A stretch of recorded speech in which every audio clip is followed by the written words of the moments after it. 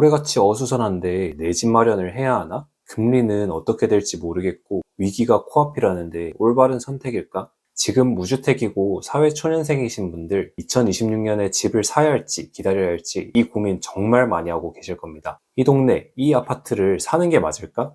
이 가격이 싸게 사는 게 맞나? 대출은 잘 받은 걸까? 생각해야 할 게 너무 많아요. 하지만 제일 중요한 건 가치가 올라갈 집을 사야 한다는 점입니다. 이번 영상에서는 2026년을 기준으로 내 집 마련할 때 생각해야 할 것들, 그리고 1주택을 어떻게 현실적으로 마련할 수 있는지에 대해 다뤄보도록 하겠습니다. 하나하나 중요한 내용이니까 내 집 마련에 관심 있으신 분들은 끝까지 보시기 바랍니다. 그럼 바로 시작하겠습니다. 첫 번째는 미국의 금리 인하입니다. 먼저 2026년을 이야기할 때 금리 얘기를 빼놓을 수가 없는데요. 그런데 지금 많은 사람들이 주담대 금리가 다시 올라간다고 말하고 있습니다.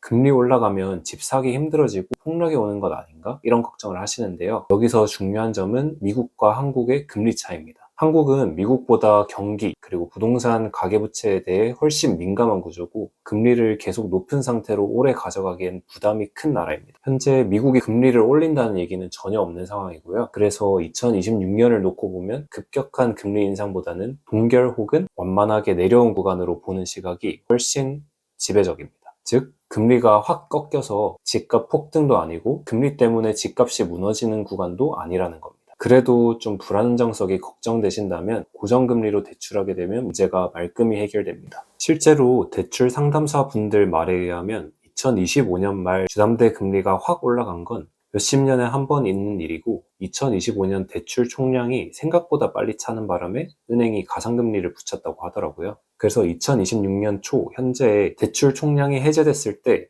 내 집 마련 생각이 있으신 분들은 올해 초를 노려보시는 것도 좋다고 생각합니다. 현재 실제로 6개월물 금리는 하향 추세이고 안정을 찾아가고 있는 추세입니다. 두 번째는 공급 문제입니다. 특히 수도권은 지방에서 사람들은 올라오고 양질의 주택은 부족한 상황이 앞으로 몇 년간 지속될 것이라고 합니다. 입주 물량은 줄어들고 있고 재건축, 재개발은 규제로 속도가 안 나고 신축은 분양가 규제로 공급 자체가 줄어들었습니다. 이 상황에서 결혼, 출산, 직장 이동 같은 실거주 수요는 계속 발생하게 되죠. 그래서 수도권의 집값은 크게 빠질 이유는 제한적이고 좋은 입지 위주로 상승하는 힘이 강해지는 구조가 2026년까지 이어질 가능성이 높다고 생각합니다. 세 번째로 중요한 점은 전월세 폭등입니다. 지금처럼 대출 규제, 보유 규제가 강해지면 다주택자가 줄어들게 되고 다주택자들이 내놓는 전세, 월세의 수가 줄어들게 됩니다. 당연히 희소해진 전월세는 가격이 올라가게 되고 올라간 가격은 그대로 매매가에 반영되게 되죠.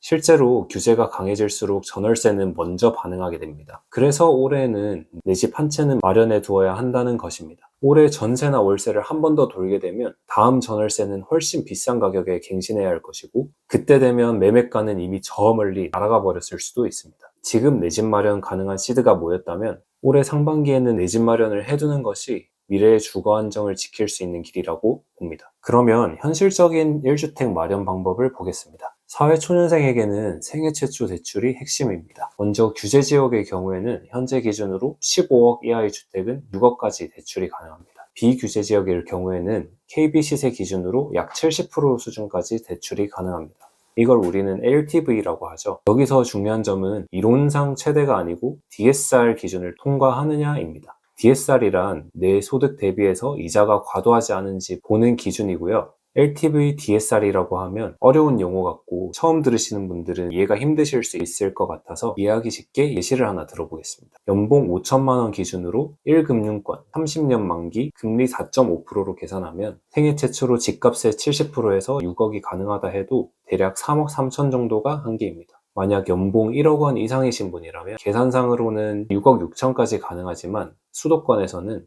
주담대 제한 때문에 6억이 한계입니다. 그래서 LTV는 되는데 DSR 때문에 대출이 안 된다. 이런 말들이 나오는 겁니다. 남들이 얼마 빌렸냐보다 내가 실제로 승인받을 수 있는 금액을 알아보는 게 중요합니다.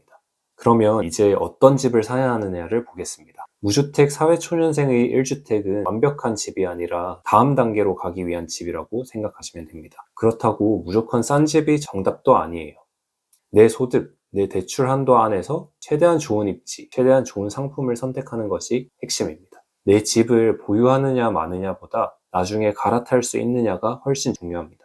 그래서 내가 갖고 있는 현금 플러스 가능한 대출로 매수할 수 있는 동일한 가격이라는 가정하에 제가 정한 기준이 있는데요. 이 기준을 보고 아파트를 선정하고 매물을 골라 나가시면 좋은 집을 선택하실 수 있으실 겁니다. 신축보다 상급지 구축이 좋고 안 좋은 입지의 34평보다 좋은 입지의 24평, 그리고 타워형 구조보다 판상형 구조, 학군보다는 교통, 그리고 동서양보다는 남양, 저층보다는 중고층으로 잡아야 한다고 생각합니다. 이 6가지 기준을 보고 집을 선택하시면 훨씬 도움이 되실 거라 생각됩니다. 마지막으로 오늘 내용을 한번 정리해 볼게요. 첫 번째, 2026년은 금리 그리고 공급, 전월세 구조상 무주택자와 유주택자의 눈에 보이지 않는 계급이 갈리는 해라고 생각합니다. 두 번째, 생애 최초 대출은 LTV, DSR 계산을 잘 해보셔야 합니다. 세 번째, 규제 여부와 상관없이 실거주가 가능한 집을 기준으로 내 능력 안에서 최대한 좋은 집을 선택하셔야 합니다. 올해 내 집 마련을 위한 시드가 준비되신 분들은 연초에 잠깐 주춤하는 시기가 왔을 때 꼭 실거주 한 채를 매수하셔서